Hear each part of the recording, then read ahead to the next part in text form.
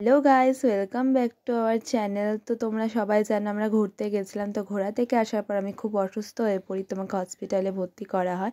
তো চলো তোমাদের সাথে একটা ওয়ার্ডটাই ইটিনা হসপিটাল শেয়ার করি। এতদিন তো বাড়ির খাবার শেয়ার করতাম। তো লাঞ্চে আমাকে দেওয়া হয়েছিল মাছ, একটা সবজির তরকারি, ডাল, দই আর ভাত।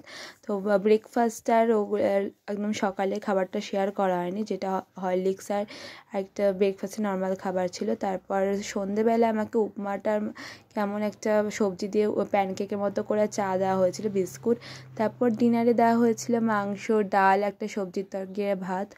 তারপর আবার সকালবেলা চা চলে এসেছিলো। তারপর ব্রেকফাস্টে উপমা, ছানা, কলা একটা কী দিয়েছিল, আর কর্নফ্লেক্স আর চা। আমি শুধু উপমা, কর্নফ্লেক্স আর চাই খেয়েছিলাম। তারপর আবার জঘন্য স্যুপ চলে এসেছিলো। খাবারগুলো খুবই বাজে ছিল, রুগীদের খাবার, কারণ আমি নিজেই রুগী। তারপর লাঞ্চে আবার সেম খাবার চলে এসেছিলো। Thanks for watching.